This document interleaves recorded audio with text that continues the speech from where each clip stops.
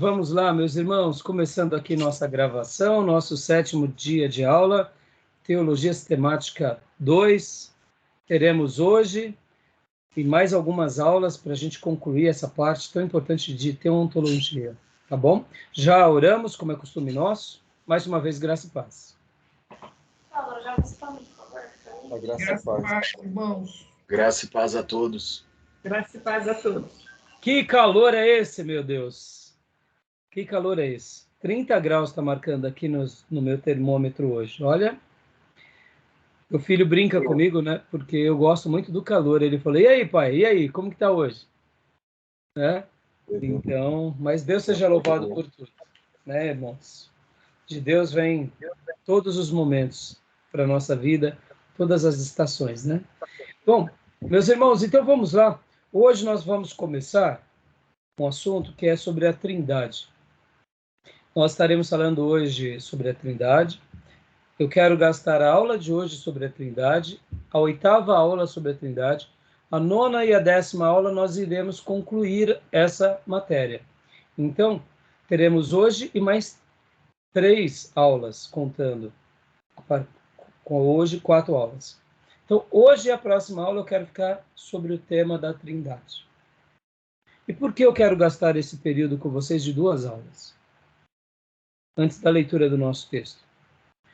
Porque hoje, muitas pessoas, elas não estão zelando por essa doutrina da forma que deveria. E ao fazer aqui a minha defesa, nessa introdução, eu quero dizer até de antemão que a palavra, de fato, Trindade, não aparece no texto sagrado.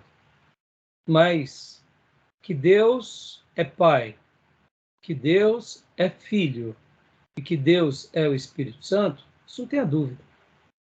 Então, eu quero gastar esse tempo porque eu noto que hoje, assim como a igreja não tem sido tão zelosa com a Bíblia, a igreja não tem sido tão zelosa com as doutrinas principais. E a doutrina da pessoa de Deus é muito importante.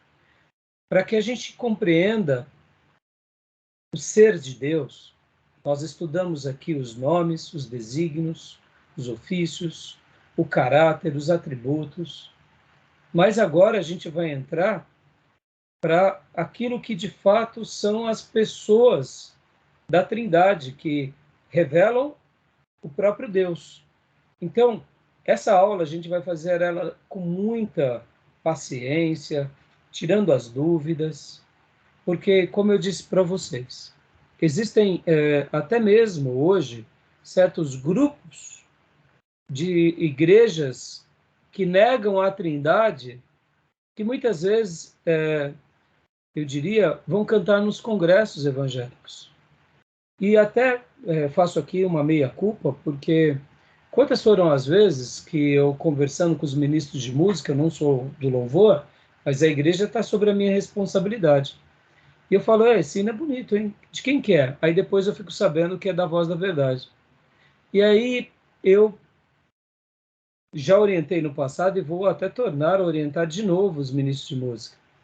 Porque como eu não sou da área, mas a responsabilidade é minha. Pastor, a letra é linda, irmãos. Mas muitas vezes, no meio de uma letra boa, pode surgir uma letra que não é tão boa.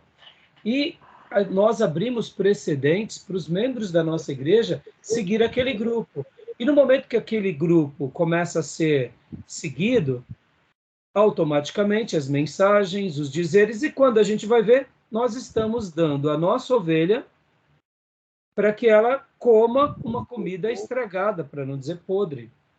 Então, por isso que eu falo aqui que faço meia-culpa, porque muitas vezes eu acabo não sabendo de todos os hinos e vou até corrigir mais uma vez os nossos ministros de música sobre essa questão, pedindo para que eles não toquem. Até deixa eu dar uma outra explicação, irmãos. Qual é o problema de cantarmos uma música de um autor que não seja de fato protestante, se a letra é uma letra que não agrida a nós? Vamos imaginar, se um irmão num culto X cantasse Jesus Cristo do Roberto Carlos. Olha, Num primeiro momento, a letra pode não ser agressiva, mas a gente abre pressupostos para que os nossos irmãos comecem, então, a ouvir todas as músicas de todos os tipos de pessoa. E a gente sabe que, infelizmente, a igreja, na sua grande maioria, não tem maturidade para isso. Então, quando a gente tenta ensinar certas coisas, é para preservar os irmãos, para a gente poder cuidar deles, porque ao mesmo tempo, quando a gente chega e depois diz, irmã, essa igreja é uma seita, mas pastor, vocês cantam os hinos dessa seita. Olha a complicação que isso gera na cabeça de uma ovelha, principalmente de um novo convertido. Então, hoje é com muita frequência, eu até publiquei para vocês um vídeo ontem que dizia algo do tipo, que num congresso que estava tendo numa cidade do interior, chamaram o jovem, o Voz da Verdade, e num primeiro momento o Voz da Verdade disse que não, que eles não eram assim, que não tinham esses erros doutrinários, mas no dia do congresso lá, o pastor lá que é o dirigente do Ministério de Louvor, falou muito contra a Trindade, e aí esse pastor que tinha advertido o colegiado, falou, eu disse para vocês estão trazendo aqui num trabalho evangélico um grupo que pensa contrário a nós. Agora, irmãos, como tudo, precisamos respeitar quem pensa contrário, mas não compactuar, não é verdade? Então, fica aqui essa minha fala introdutória. Então, um dos motivos é isso, é porque hoje, mais importante do que as doutrinas, é se a banda ou o trabalho vai ter visibilidade. E eu digo que não é. Para mim, mais importante do que tudo é a doutrina. E por isso que eu disse com toda humildade também, faço meia culpa, porque tem vezes, como eu não sou da área de louvor, muitas vezes eu nem sei que ministério que é, quem é o autor daqueles hinos, então isso tem hora que eu preciso até me atualizar mais. Segundo motivo, eu tive uma experiência muito dolorosa também no ministério de um candidato nosso, que era um obreiro, que foi um seminarista, que foi fazer o curso médio de teologia no STBnet, que eu ordenei a pastor, e depois que ele saiu da nossa igreja, foi para uma outra igreja batista nacional, e lá ele ficou, e depois de algum tempo ele abriu uma congregação com essa igreja, e depois de algum tempo eu soube, alguns anos, que havia um pastor batista que estava pregando contra a Trindade. E o nome dele era o mesmo nome desse ex-obreiro meu, ex-pastor, que inclusive foi a minha primeira ordenação. Eu achei estranho, eu falei, não, não deve ser o mesmo. Afinal de contas, eu ensinei corretamente, o seminário ensinou corretamente. E depois, tomando um café com ele, eu descobri, infelizmente, por ele próprio, que ele disse: o Pai é Deus, Jesus não é Deus. E aí, quando ele disse isso, eu quase caí de costas, e ali eu falei: opa, então, de fato, o que eu ouvi ao seu respeito é, de fato, verdade. E ali eu indiquei, com bastante paciência, a ele estudar sobre o tema, reler todo o material, rever todas as aulas, ir no seminário, e até me prontifiquei a estar ajudando, caso ele quisesse. Passados-se alguns meses e até anos, eu tive conhecimento de que ele parou de dizer essa besteira e essa heresia, porque enquanto nós estávamos ali terminando o nosso café, inclusive foi aqui na minha casa, na minha sala, eu disse para ele: olha, agora não será mais palavras que eu ouvi dizer, mas sim que eu estou ouvindo de você. E se você não se arrepender dessa doutrina e não mudar de atitude, eu mesmo falarei para a nossa comunidade que você não é mais nosso irmão, que não compactua mais da nossa fé, e te terei como um herege. Fique bem certo disso. Falando para ele, porque eu não tinha o que fazer ao ouvir de um seminarista e uma pessoa que caminhou comigo a vida toda que Jesus não é Deus, que Jesus é o Filho de Deus. E ali, e depois, como eu disse, ele foi embora, deixei ele à vontade, orei muito com a igreja por ele, e soube que ele caiu em si e parou de falar essa besteira. E parece-me que o fato é que ele começou a caminhar com um judeu. E esse judeu pôs ensinos para ele, ele começou a acreditar. Bom, de qualquer forma, Por essa razão que eu vou ser muito cauteloso aqui com vocês. Não que eu tenha medo do que eu já ensinei no passado, nada disso.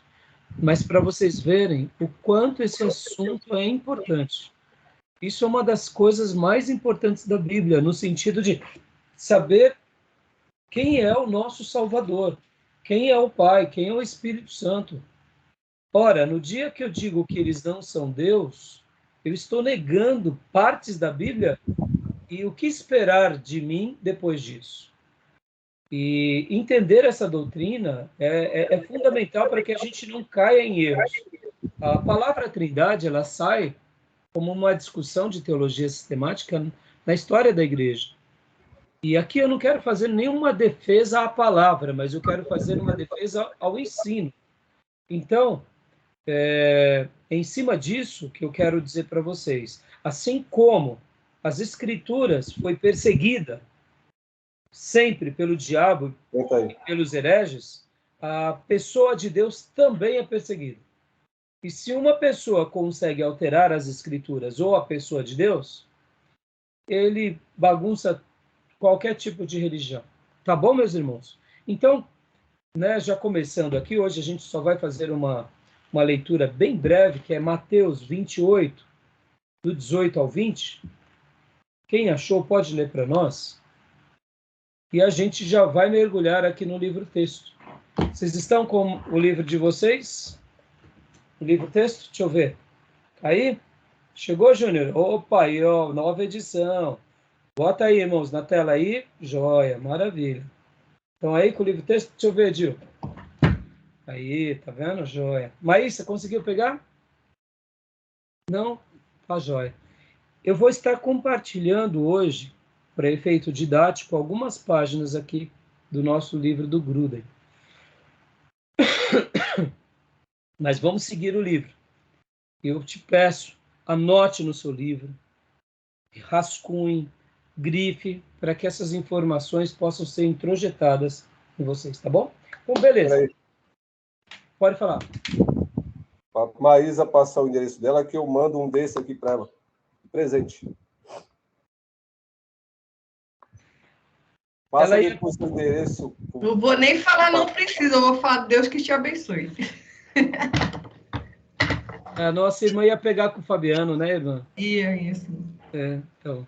Mas é isso aí, irmão. Sempre comprando as obras originais para a gente poder estar abençoando as editoras, os autores, né, fazendo o nosso papel. E outra, livro é livro, né, irmãos? Livro é livro, né? Alguns textos impressos, xerox ou mesmo digitalizados servem como um auxílio para o momento, né? Então, hoje, a gente vai estar compartilhando algumas coisas. Acharam o texto? Quem quer ler? Eu leio. É Mateus 28, do 18 ao 20? Isso. Então Jesus aproximou-se deles e disse: Foi-me dada toda a autoridade nos céus e na terra. Portanto, vão e façam discípulos de todas as nações, batizando-os em nome do Pai e do Filho e do Espírito Santo, ensinando-os a obedecer a tudo o que lhes ordenei. Eu estarei sempre com vocês até o fim dos tempos. Aleluia. Agostinho de Hipona disse assim: seria mais fácil uma pessoa cavar um buraco na praia do mar e conseguir colocar nesse buraco todas as águas de todos os oceanos e rios, do que tentar explicar a Deus e a pessoa de Deus com relação à Trindade. Particularmente, eu acredito nisso. Nós não precisamos explicá-la, basta crer. Aqui, acabamos de ler declarações do próprio Jesus, na sua grande comissão, lá no monte, na Galileia, em que ele dá essa instrução aos seus discípulos, no quartel-general deles, dizendo: vão, ide, todo mundo, toda nação, todas as nações, vão. Porque eu recebi a autoridade do Pai, eu recebi, e eu tenho essa autoridade, então vão, ide. e façam discípulos de todas as nações. Batize todos eles e ensine a eles guardarem tudo o que eu deixei para vocês. Mas quando vocês estiverem batizando eles, façam o batismo no nome do Pai, no nome do Filho e no nome do Espírito Santo. Porque eu estarei com vocês até os finais dos tempos ou até a consumação dos séculos. Pastor, Jesus está falando ao seu quartel-general, que representava ali, no caso, todos nós, que essa instrução é dada para eles como líderes diretos e imediatos. Eles passaram essa instrução aos seus discípulos e assim chegou até nós. E quando ele diz, vão e preguem o evangelho, ganhem essas vidas, batizem elas no nome do Pai, do Filho e do Espírito Santo. Nós não precisaríamos de mais nenhum texto, além desse, para sustentar a Trindade. Esse já seria suficiente, porque esse nasce dos lábios de Jesus. E ele ainda diz, eu estarei com vocês, ou seja, eu não vou estar mais aqui, mas eu estarei, e nós entendemos depois, porque ele disse que o Espírito Santo seria derramado, que o Espírito Santo estaria conosco, ou seja, Jesus se faz presente em nós hoje pelo Espírito Santo, mas ele está à direita do Pai, sentado, ou seja, esse texto, somente esse, já seria o necessário para a gente não gastar nenhum outro tempo questionando sobre essa questão, sobre a negação da Trindade. Porque aqui fica muito claro que Deus é Pai, Deus é Filho e que Deus é Espírito Santo, e que Jesus é o próprio Deus encarnado que veio fazer toda essa obra de redenção. Ponto final. Mas é claro que, se tratando de uma das doutrinas mais importantes, há muito texto bíblico para sustentar. Então, meus irmãos, eu espero que vocês sempre, mas sempre, conservem isso no coração de vocês. Porque negar a Bíblia, ou negar a pessoa de Deus, é uma das maiores estratégias das trevas. Conservar a Bíblia e conservar a pessoa de Deus, filhos piedosos sempre o farão, tá bom? Então vamos lá, meus irmãos, página 165 do nosso livro-texto, página 165, capítulo 14. Eu vou estar replicando aqui algumas partes agora com vocês. Mas antes de replicar, vamos passar os slides aqui, rapidamente. Os slides são bem objetivos, né? Então, eu vou estar fazendo os slides e a gente vai estar indo no livro, tá bom? Tudo bem? Alguma pergunta? Alguém quer falar alguma coisa? Gostaram da leitura do texto? Estão lendo? Estão entendendo? Gostei. Eu vou falar pouco hoje, né? Vou me disciplinar, mas esse tema aí, na minha conversão, na Igreja Batista, nós combatemos demais testemunha de Jeová. Então, para mim, não é novidade, porque eu vivi isso. Entendeu? Exato. Combatendo essas seitas.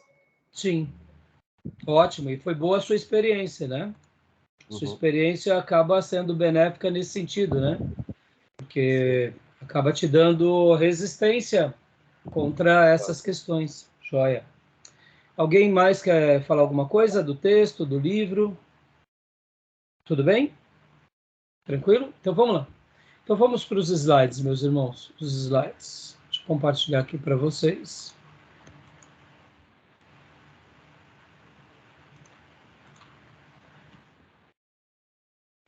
A questão da Trindade. Abriu para vocês? Sim, tá aparecendo um sinal de trânsito aí. Pode ler para nós então, Dil, por gentileza. A questão da Trindade.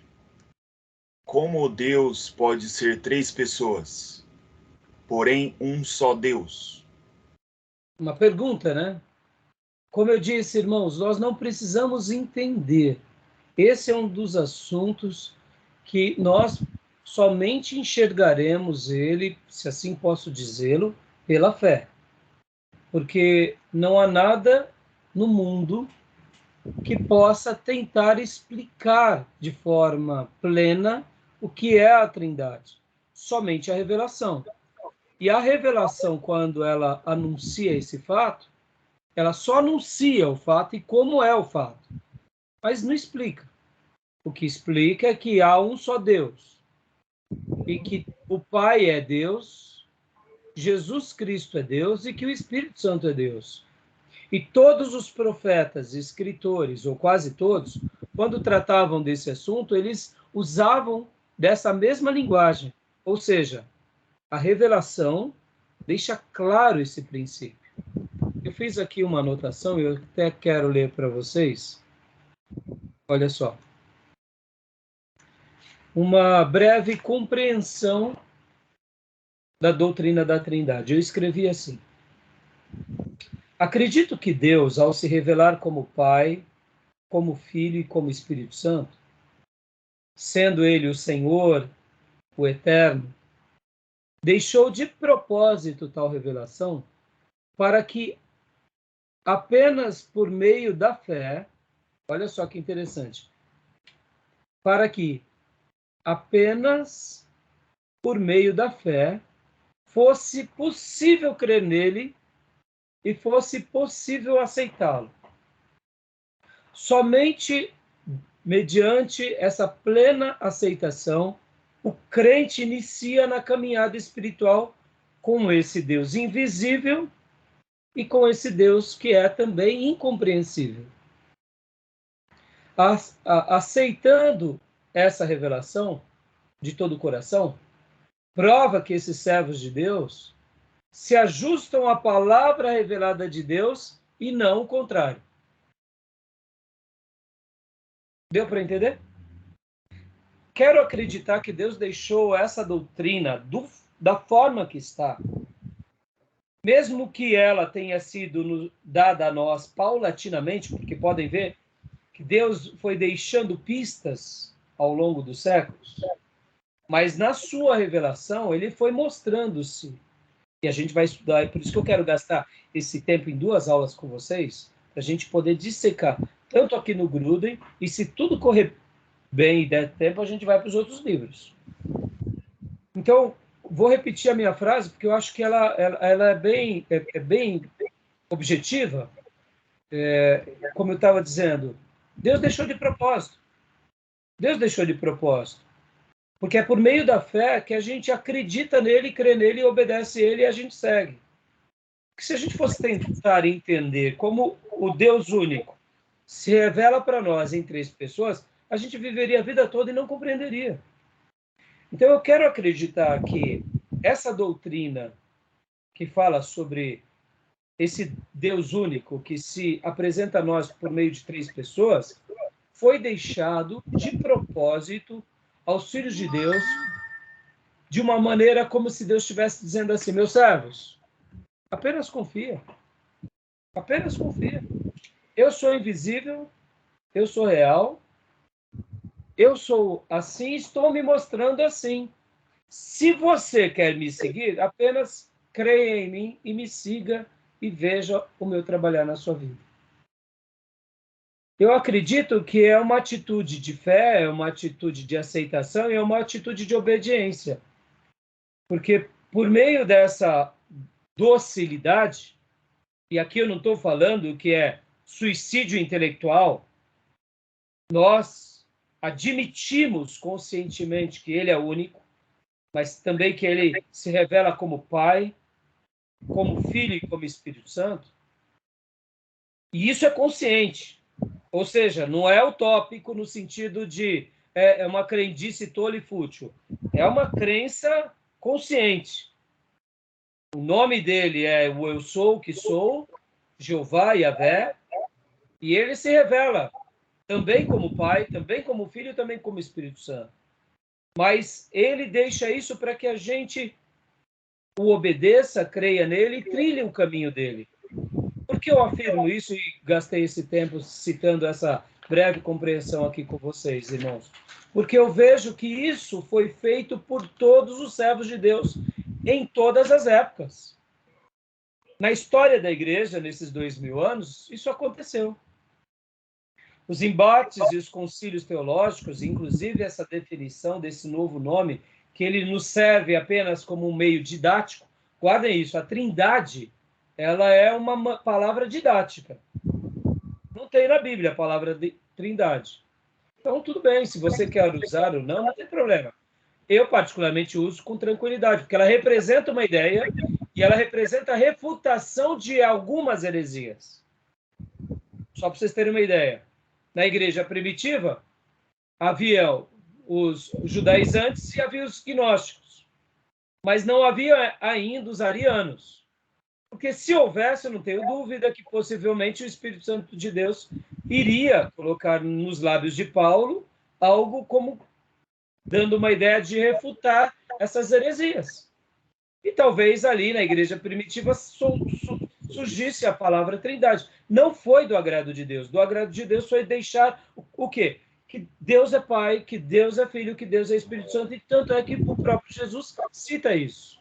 Os escritores do Novo Testamento são, de forma abusiva, fazem isso. Então, o que eu quero dizer? Esses judeus fazem parte da última revelação, que eram judeus, guardem isso.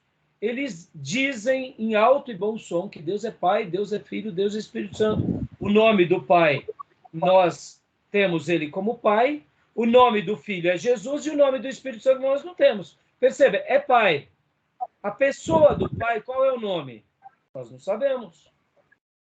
Nós sabemos que a pessoa de Deus tem um nome. O eu sou o que sou, o Eterno. O Yahvé, o Ador, o Yahvé, o Javé, o Yehová, o Jeová. Mas esse é o nome de Deus. E o Pai? Qual é o nome do Pai? Para nós é Pai. Ou Papai, Abapai. E o Filho? O nome do Filho nos foi revelado. Jesus Cristo. Jesus. Aquele que salvaria o seu povo do seu pecado. E o nome do Espírito Santo? A gente só tem o nome que é Espírito Santo, mas não tem mais detalhes. Ou seja, por isso que eu fiz questão de fazer essa citação, que eu acredito que Deus, de propósito, fez isso, para que, por meio apenas da fé, a gente realmente cresce nele, seguisse ele e aceitasse tudo que ele deixa, porque só assim a gente se inicia na caminhada. Como eu disse, na igreja primitiva, isso era consenso, não havia dúvida disso.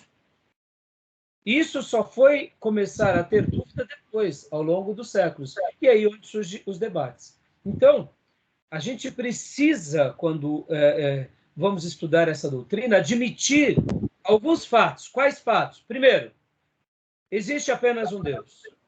Segundo, o Pai é Deus. O Filho é Deus. Jesus é Deus. E o Espírito Santo é Deus.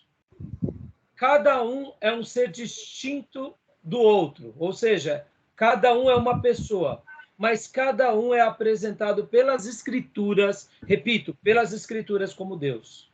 Não existem três deuses.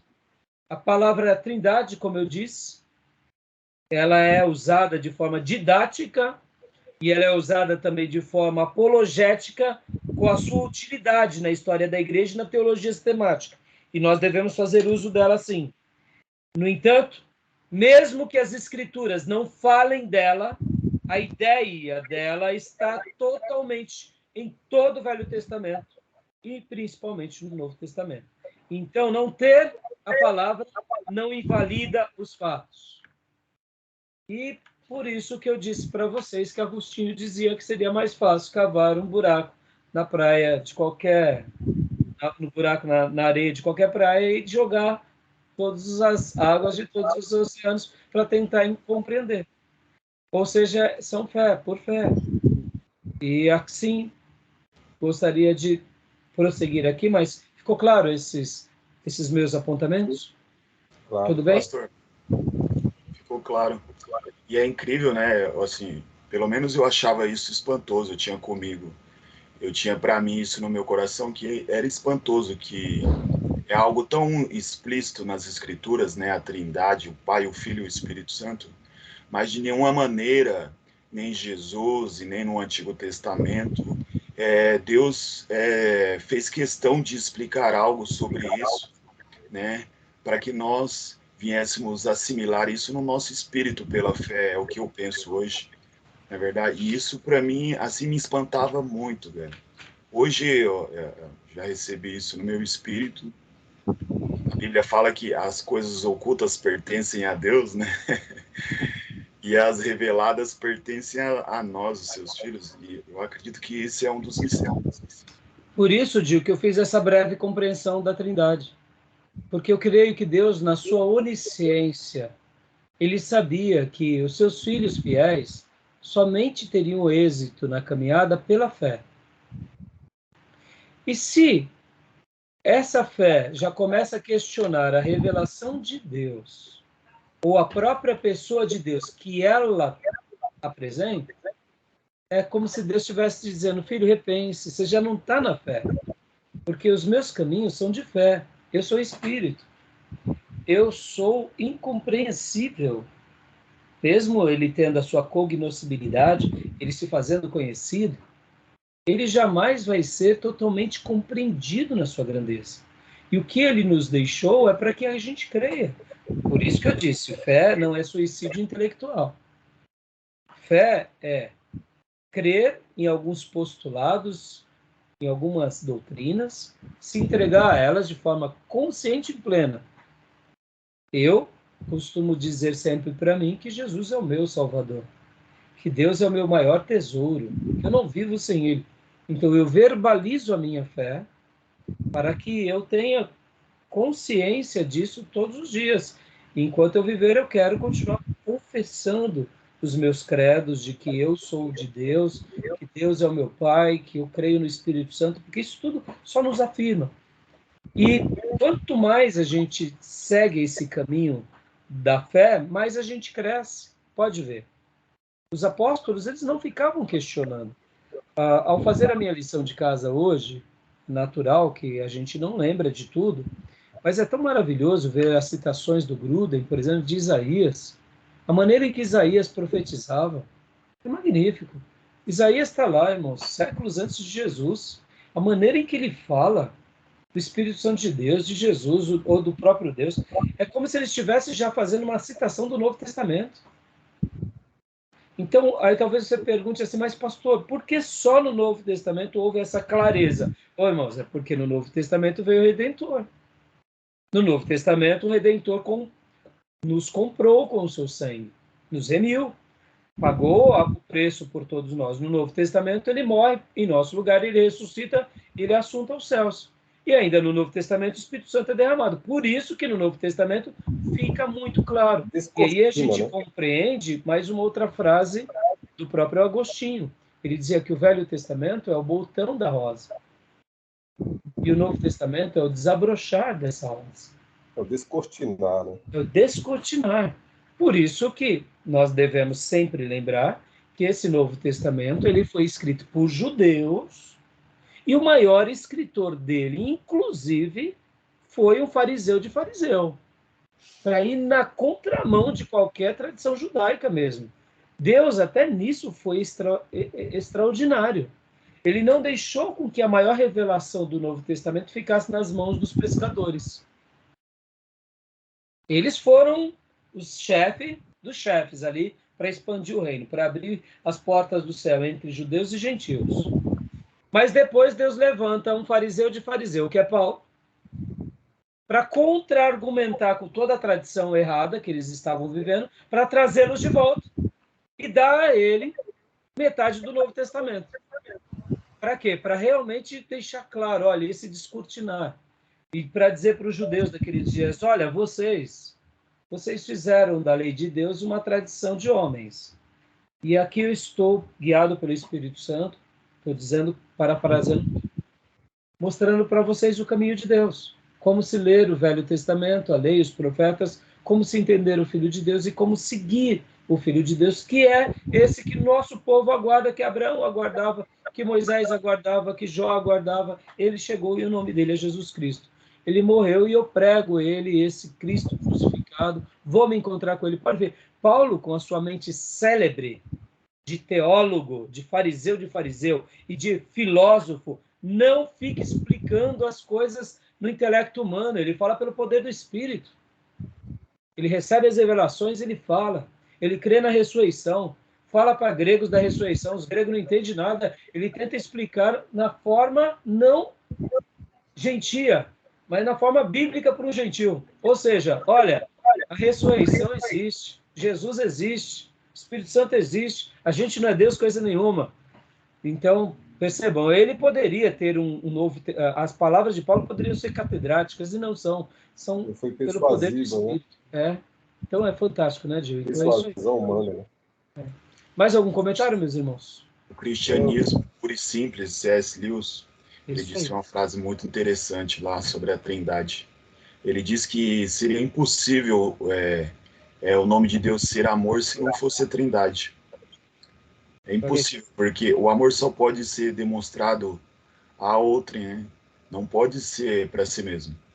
Deus, na sua essência, em toda a sua eternidade, amou o Filho, amou o Espírito Santo e vice-versa. E por isso que o nome dele é amor, porque ele sempre amou, né, na sua eternidade. Maravilha, citação muito linda. Diga, Júnior. Não, assim, falar só que essa doutrina é uma doutrina, né, que ela tem consistência e é plausível na própria palavra, né, subsidiada pela palavra do Senhor. Não é uma fé cega, né, como você bem falou. Sim, é uma fé exatamente. Que tem subsídio bastante consistente na palavra de Deus. Sim, na revelação temos muito. Por isso que eu li esse texto de Mateus 28, dizendo e afirmando que ele já bastaria, mas ele é só uma gota num oceano de afirmações, só para embelezar. Né? Então vamos lá, continuando aqui o slide. Pode continuar para nós, Gil, por gentileza. A questão da Trindade, doutrina de Deus, perguntas normativas. Pode ler, Gil. Ok. Como Deus pode ser três pessoas, porém um só Deus? Resposta: Deus existe eternamente como três pessoas, Pai, Filho e Espírito Santo. E cada pessoa é plenamente Deus, e existe só um Deus. Wayne Gruden. Joia. Vamos passar rapidamente pelo slide e depois a gente vai para o livro texto, tá bom, meus irmãos? Resumo bíblico sobre a doutrina da Trindade. Pode ler, Gil. Há um só Deus. Deus é três pessoas. Cada pessoa é plenamente Deus. Vamos analisar aqui, até mesmo na gramática. Há um só Deus. Deus, singular. Deus é três pessoas. Como poderíamos... 3 em 1. Hã? 3 em 1, lembra do 3 em 1? Sim, 3 em 1. Mas assim, aqui, muitos vão dizer, Deus são três pessoas. Não. 3 em 1 é diferente de são. Exatamente. Se a gente coloca aqui são três pessoas, a gente já remete a uma ideia de três deuses. Não. Então, essa afirmação do livro-texto do Gruden é muito interessante, e aqui ela está muito rica de informações. Deus é três pessoas. Pastor, não estou compreendendo, é por isso que eu falei que é por fé. Se for por compreensão, a gente precisaria do auxílio dele, nos abrindo os olhos diante dele, ouvindo as palavras dele, mas ele simplesmente... Essência, né? Hã? Aí é em essência. Então, a gente vai ver também essas discussões da essência, a gente vai ver que, inclusive, Júnior, você já deve ter visto no livro, que todo tipo de comparação que fazemos, mesmo assim, ainda é muito pequeno em comparação àquilo que ele é. Porque todas as nossas analogias, elas acabam sendo falhas. Por exemplo, qual é uma... Bom, deixa eu só concluir aqui, e a última frase, cada pessoa é plenamente Deus. Tá bom? Tudo bem até aí, irmãos? Tá tranquilo? Tá? Então, deixa eu voltar aqui. Quais são as analogias que vocês já viram sobre a Trindade, irmãos? Vamos lá. O Gruden vai trabalhar isso mais para frente, mas eu quero já fazer aqui um breve debate. Bom, posso citar uma? Pode, claro. A água tem 3 estados, não tem? Líquido, sólido e gasoso. Joia. Ela deixa de ser água no seu estado. 3, Deus é um só. 3 pessoas com 3 funções. Eles não deixam de ser, na essência, Deus. Não deixa de ser água. A água está gelada, está sólida, mas é água. A água está em estado gasoso, mas é água. Então não deixa, líquido, é água. Joia. Outras comparações e analogias. Mesmo a água, Júnior, quando a gente vai fazer uma comparação da pessoa eterna de Deus, ainda a água não vai representar tudo, mas é uma analogia. É o que tem. Uma analogia. É. Alguém já ouviu falar de outras analogias? Gil, irmã? Eu já ouvi essa da água também. Estado líquido, sólido e gasoso, mas sendo o H2O em sua essência. Joia. Alguém já ouviu falar do triângulo? Triângulo Também. perfeito? O triângulo, o triângulo perfeito, ele, onde você vira, ele está nas mesmas dimensões. Então seria o Pai, Filho e Espírito Santo. São analogias que tentam explicar, mas são falhas. Outra analogia é do ovo. A casca é ovo? A gema é ovo? A clara é ovo? É uma outra analogia que explica de forma didática para a gente tentar mostrar. Só que, olha que interessante, essa analogia do ovo já complica um pouco mais. Porque a essência é um pouco diferente.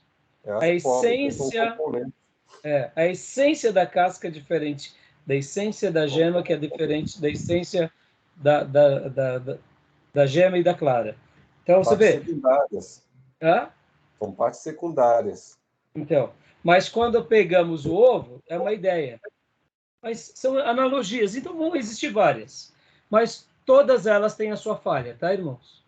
Por isso que é por meio da fé que a gente aceita na Trindade. Aceita que Deus é Pai, porque a revelação deixou assim. Aceita que é Filho, porque... Imagine Davi, irmãos, quando estava dizendo, o Senhor disse ao meu Senhor, peraí, Espírito Santo, não estou entendendo. Já pensou se Davi fizesse isso quando ele está escrevendo o Salmo? Já pensou? Graça e paz, pastor Johnny. Tudo bem, pastor Raio, irmãos? Graça e paz. Desculpa o atraso. Tranquilo, meu irmão. O irmão avisou que estava no trânsito, né? Vamos lá. Então, imagine Davi, quando recebendo aquela composição, disse, o Senhor disse ao meu Senhor, Espírito Santo, estou entendendo nada. O Senhor disse ao meu Senhor, tem 2 Senhor? Olha, ele apenas segue. Que o Espírito Santo estava falando, não tinha dúvida. Pastor, era assim que era uma revelação bíblica? Claro, irmãos. O que a Bíblia vai falar?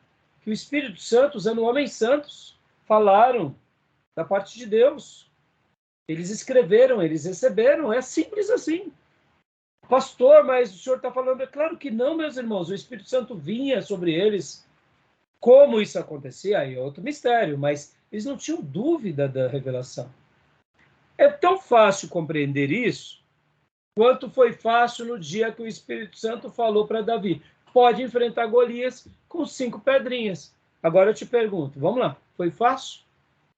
A gente conhece a história. A gente sabe do final da história. Mas coloca no lugar de Davi, vendo todo Israel lá morrendo de medo. E de repente Davi chegando para Saul e falando, deixa eu ir. Que esse circunciso aqui não vai afrontar o Deus de Israel. Oh, meus irmãos, tinha um exército. Ele era, eu brinco, né, que ele foi levar comida para os irmãos. Ele estava fazendo trabalho de entrega ali. Só que naqueles dias não tinha motoboy, tinha jegue, né? Era o jegue boy ali. Um adolescente, né? 15 anos. Não, um jegue boy ainda, irmãos. Pensa. Cheio do Espírito Santo, temente. Mas ali veio. Como que aconteceu isso? Foi só ousadia pela ousadia? Não, irmãos. Ousadia pela ousadia, a gente vai ver Jefté fazendo ousadia pela ousadia, a gente vai ver Sansão fazendo ousadia pela ousadia e virando o quê? Virando jegue. Ou seja, a ousadia não diz muita coisa. A ousadia ali de Davi foi uma ousadia que a gente entende guiada pelo Espírito Santo. Não é assim? E o que acontece? Com aquela pedra ele não vence Golias? Eu acredito que de uma forma muito mais piedosa eram as revelações. Então, quando ele tem a clareza e ele recebe, disse o Senhor ao meu Senhor, ele não fica questionando o Pai, ele não fica questionando, ele apenas escreve. E o Novo Testamento traz a pessoa do Pai, traz a pessoa do Filho. Claro ou não? Claro, né? Interessante, né, irmãos? Tudo bem? Beleza? Então, podemos prosseguir? Tá fritando até o meu computador aqui, viu? Tão quente que tá hoje. Vamos lá. Continuando. Continua, Gil, para nós. Resumo bíblico sobre a Trindade. Há um só Deus. As três diferentes pessoas da Trindade são um. Não apenas em propósito e em concordância no que pensam, mas um em essência. Um na sua natureza essencial. Em outras palavras, Deus é um só ser. Joia. E aqui tem vários textos bíblicos, Deuteronômio, Êxodo, Isaías, 1 Timóteo, 1 Coríntios e Tiago. Joia. Tudo bem até aí, meus irmãos? Tranquilo? Amém. Continua para nós, Gil. Deus é três pessoas. O fato de ser Deus três pessoas significa que o Pai não é o Filho. São pessoas distintas. Significa também que o Pai não é o Espírito Santo, mas são pessoas distintas. Joia. E os textos bíblicos aqui de João, Hebreus, Mateus, 1 Coríntios, 2 Coríntios, Efésios e 1 Pedro. Ou seja, são distintos. Pastor, mas como pode? Pode, ele é Deus. A gente aceita. É por fé. E a gente obedece o que está na revelação e ponto passivo. Pastor, mas não era mais fácil tudo ser Jesus? Era. Concorda, irmãos? Vamos lá. Não era mais fácil tudo ser Jesus? Claro que era. Jesus é o Pai, Jesus é o próprio Filho que encarna, mas ele é Deus. Jesus é o Espírito Santo, porque depois que ele vai lá para o céu, ele vem. E Jesus, sendo Deus onipotente, onisciente, onipresente, ele é tudo. Seria mais fácil, não seria? Seria, mas isso está na Bíblia? Não está. Então não dá para ser. Simples assim. Mas, então não é mais fácil só o Pai ser tudo? E Jesus, o Filho de Deus, mesmo sabendo que ele era um ser divino, mas não comparado ao Pai, e o Espírito Santo só ser uma força, seria mais fácil, seria até mais compreensível. Mas a Bíblia respalda isso? Não respalda, então não dá para ser. Estão entendendo? É tão simples contestar essas crenças, porque na hora que a pessoa traz o que é mais lógico, você fala, beleza, o que você está falando é muito lógico. Mas a Bíblia sustenta essa lógica? Não, não sustenta. A Bíblia sustenta um caminho mais difícil. Então, desculpa, mas não adianta. Mas eu não compreendo. Mas Deus não está pedindo para a gente compreender. Deus está pedindo para a gente aceitar. Meus irmãos, quer compreensão mais difícil do que saber que a nossa alma foi salva pelo sangue de Jesus na cruz do Calvário? Você foi comprado pelo preço dele e você está disposto a morrer por isso, e a gente dedica a nossa vida nessa palavra de que ele morreu no nosso lugar, e a gente troca tudo nessa vida por causa disso. Quer coisa mais louca do que essa? É fé. Sim, claro. Eu creio, estou disposto a viver. Dediquei minha vida para a obra dele, para o reino dele, mesmo que eu tivesse uma outra tarefa secular, a minha vida é para ele. Daquele dia que eu entreguei a minha alma a ele, a minha alma pertence a ele. Mas quem disse que ele existe? Quem disse que tudo que você crê não é uma fábula de loucos e lunáticos religiosos? Pois é, mas mesmo que fosse tudo isso, conscientemente eu entreguei a minha alma a ele. A minha alma é dele. Eu acredito nessa que você disse que é fábula, que ele na cruz morreu no meu lugar. Mas é louco. Tudo bem. Isso é fé. É fé. O que é bom para você? Crer na matéria? Crer na ciência? Joia. Para mim, não é. É fé. E que é a coisa mais louca de que ele vai vir nos buscar no soar da última trombeta e que num piscar de olhos nós seremos aí. Isso é loucura total. Cheirou, cola e comeu a latinha. Mas isso, é isso. Eles querem racionalizar, um racionalismo absurdo. Eu lembro que eu tinha uns embates com os TJ, e quando eu falava eu nem usava, eu não gosto do termo trindade, eu gostava de triunidade. Triunidade. Quando eu tocava nesse tema, eles disseram, não, eu não vou falar muito disso aí, não, que isso aí não é complexo, não dá para entender. Né? Mas pode falar. Às vezes que eles falam, estava lá, como vocês admitem? Você deixa de ser infantil, porque Deus ele faz o que ele quer. Se eu estou cheio do Espírito Santo, Deus está em mim. Ele pode estar, e ele pode ficar de múltiplas formas. Ou seja, porque ele é uma pessoa, ele não pode... A pessoa que crê no Senhor não pode estar cheio de santo. Né? Quer dizer que não pode estar cheio de uma pessoa. É um absurdo. Agora, você viu o que você falou, travou um pouco, mas quando você disse, Júnior, que a gente crê em algo infantil. Que coisa mais infantil do que as nossas fés? Se a gente fosse humanamente... Pode ver, irmãos, um garoto começa a crescer e começa a questionar tudo, porque foge tudo do padrão. Foge tudo do padrão. A nossa vida, literalmente, ela é totalmente incompreensível. Algumas coisas são compreensíveis, vai. A igreja é um bom lugar para se cuidar dos filhos, ensina-se coisas boas, mas tirando isso, irmãos, tá na igreja, viver para adorar a Deus, se não adorar a Deus não tem sentido a vida. Pregar um evangelho de um Cristo que morreu e ressuscitou, e que nasceu de uma virgem, que Deus criou tudo em 7 dias, e que um dia a gente vai... É tudo muito louco, irmãos. Alguém já diz assim, né? Existe ser extraterreno. Está aqui, um grupo de ser extraterreno. Aqui, a gente sabe que aqui não é nossa morada. É tudo ser... pensa, parece papo de louco. Por isso que uma pessoa cética, racional, quando vê os argumentos, as ideias, a fé, fala, não, isso tudo xarope.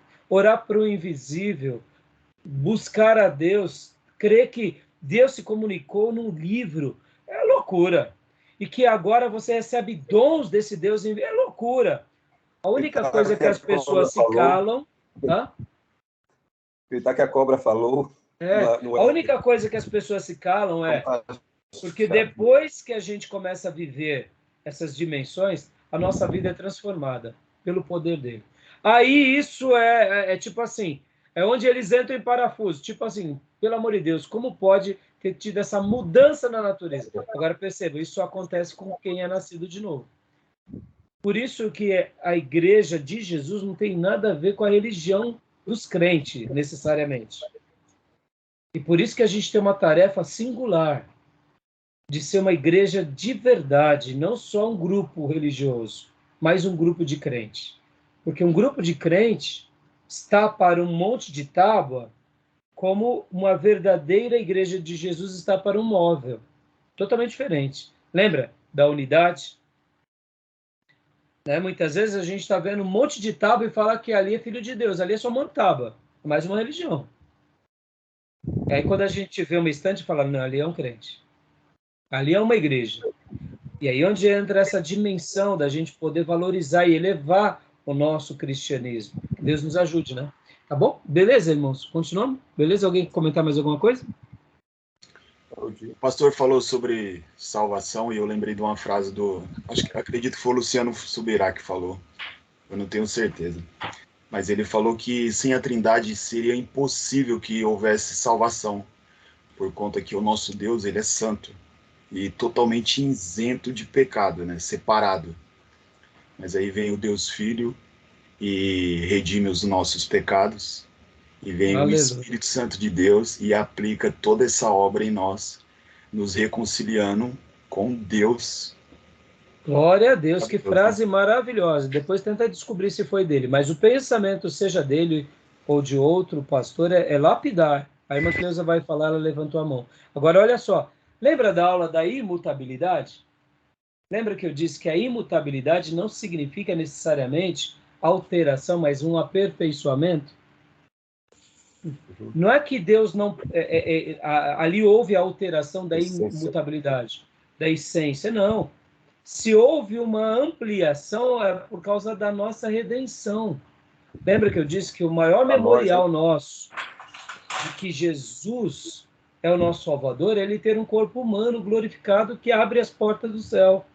Então, lá no céu, quando nós adorarmos ao Pai, ao Filho e ao Espírito Santo, nós veremos na figura do Filho com o corpo glorificado, porque outrora era só um espírito, agora é um espírito com corpo.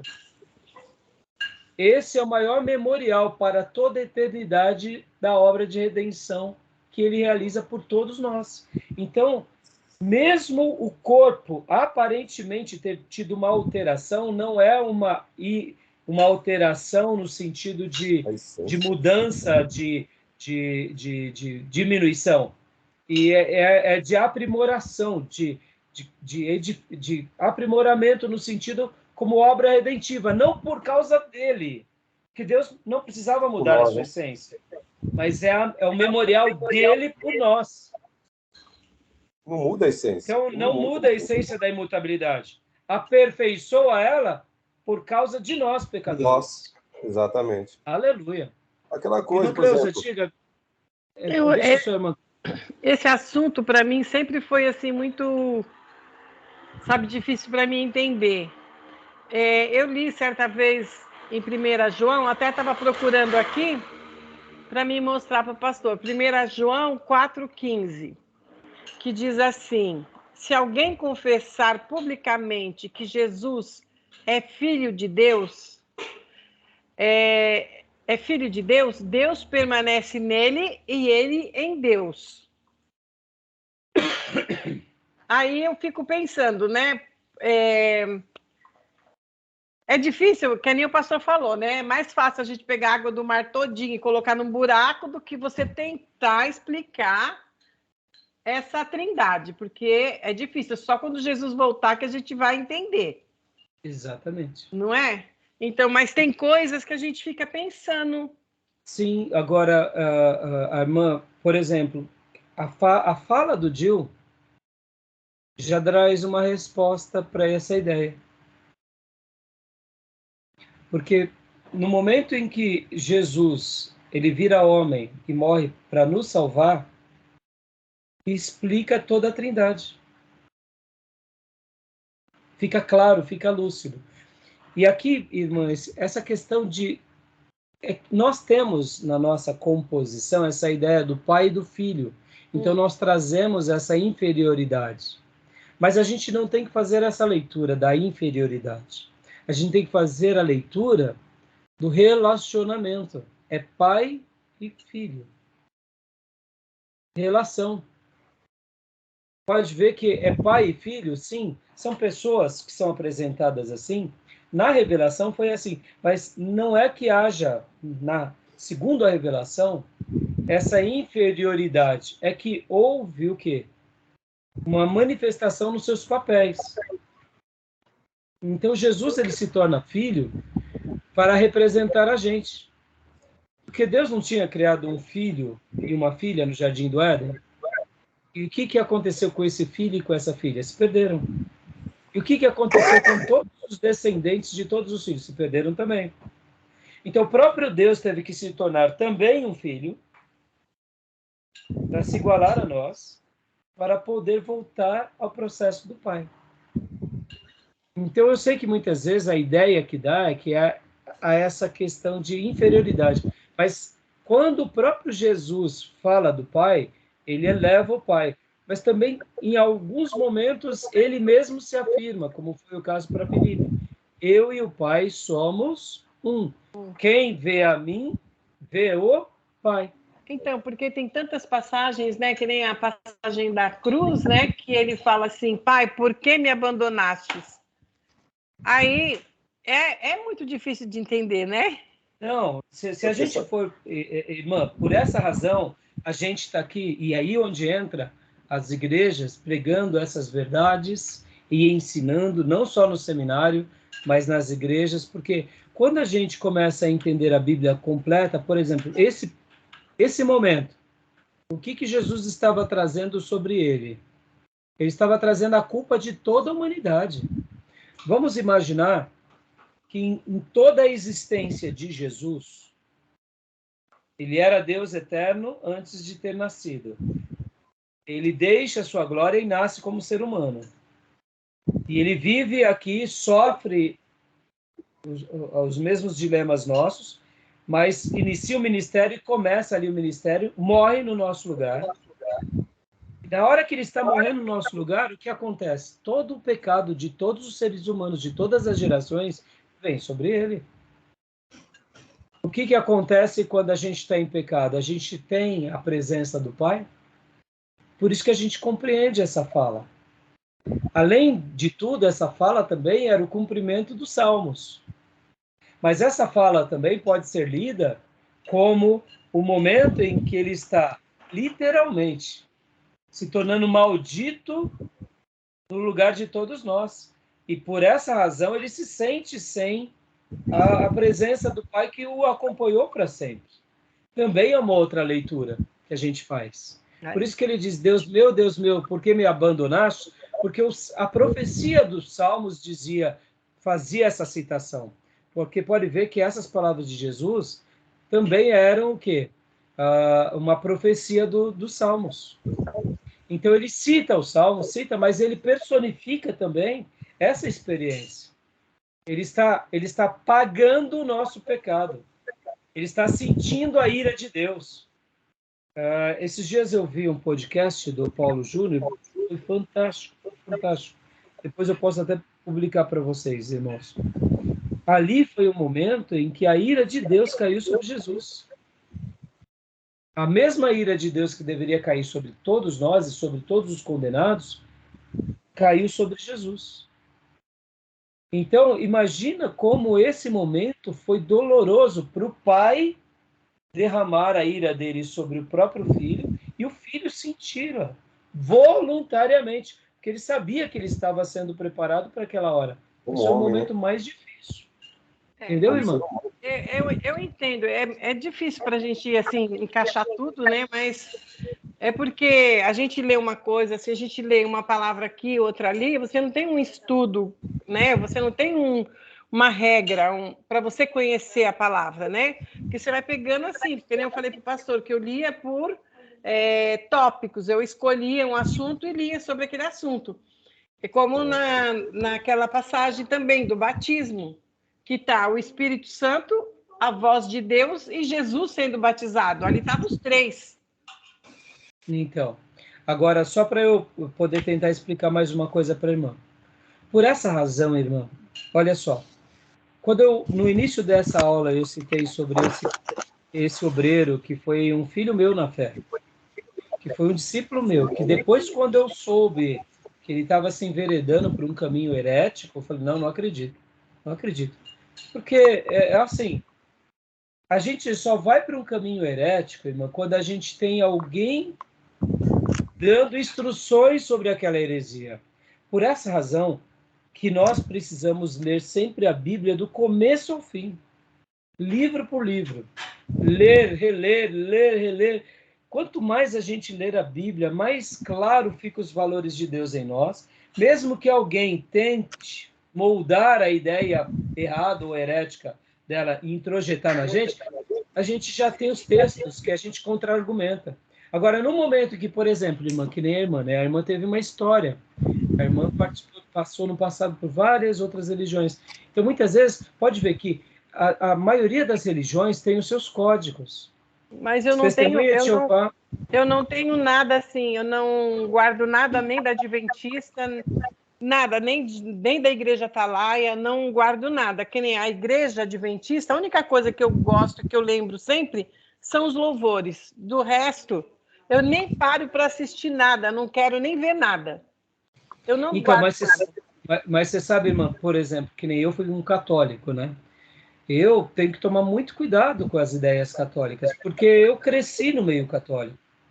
Então, se eu não tomar cuidado, eu posso ser enredado por aquilo que um dia foi a minha, vamos dizer assim, foi o começo da minha compreensão sobre Deus.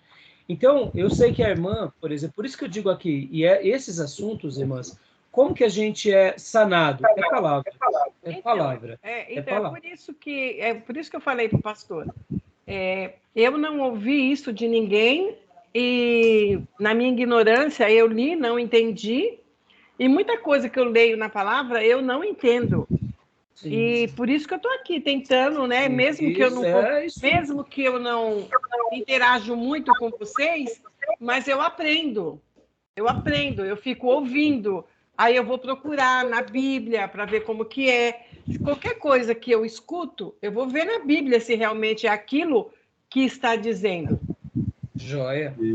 E sabe, irmã, inclusive, só para vocês terem uma ideia, irmãos, eu vou até dar uma instrução depois para vocês sobre o nosso livro dos Fundamentos da Fé.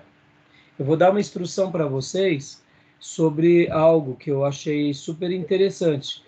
Eu vou falar para vocês fazerem numa nova ordem, mas depois eu passo para vocês, que é vocês, primeira coisa, anotarem os versículos, antes de ler o livro, ler a Bíblia, responder o versículo e depois ler o livro. Entenderam?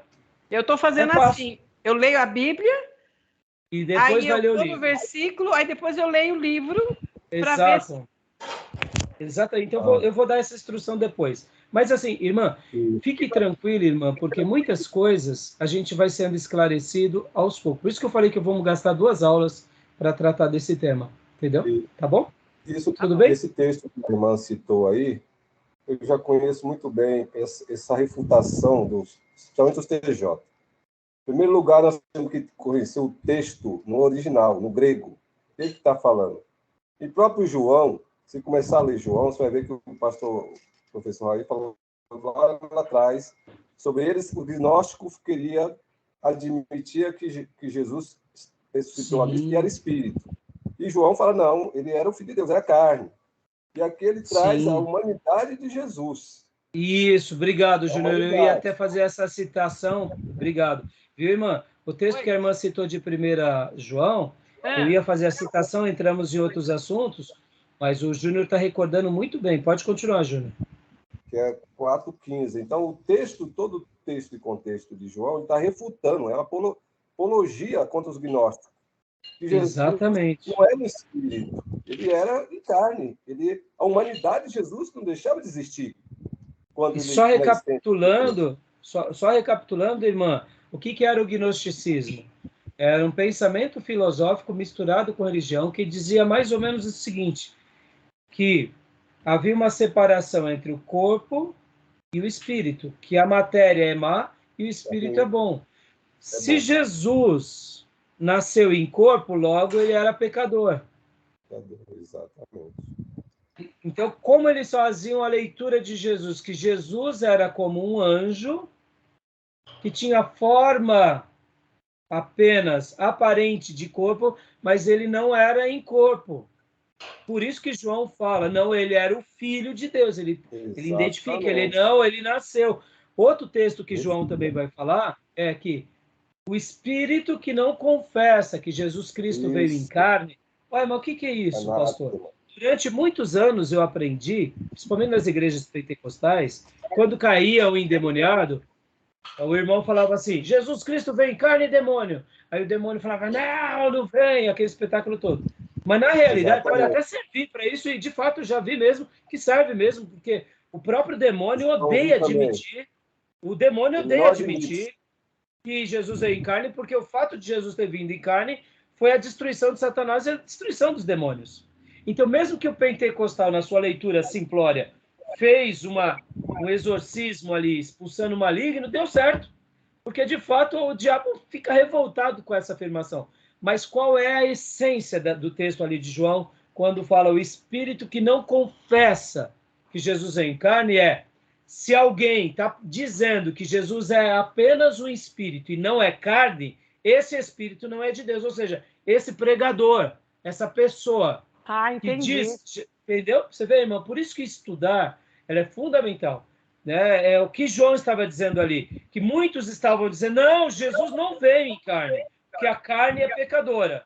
Ele veio em espírito. Então, vamos supor que eu chegasse aqui numa aula, no seminário ali, e que falasse, não, irmãos, não, Jesus não veio em carne. Então era como se João estivesse dizendo, quem diz que o Espírito não vem em carne, esse Espírito, ou seja, essa pessoa não é de Deus, que ela está sendo conduzida por um Espírito que não é o de Deus, porque o Espírito de Deus vai dizer que ele encarna. E nós somos testemunhas. Por isso que quando ele vai escrever João 1:1, ele fala que ele veio, ele habitou entre nós. Entendeu, irmã? Entendi. Por isso que a Bíblia ela se responde. Tá bom, meu irmão? Entendi. Não Beleza? Beleza. Fora de contexto, né? Sim, sim. Não é Mas a irmã contexto. vai ser esclarecida. E é para isso que a gente está aqui, irmãos. Não, pra gente esclarecer. a gente tem que, não pode ter vergonha, tem que perguntar. A Exatamente. dúvida tem que ser sanada, Exatamente. não é? Tá bom? Então, Beleza? Vamos dar Beleza. uma pausa agora para a gente ir para o intervalo? tá bom, pastor. Joia. Então, vou parar aqui a gravação, vamos parar 5 minutinhos e já voltamos para o segundo bloco, tá bom? Tá bom. Joia.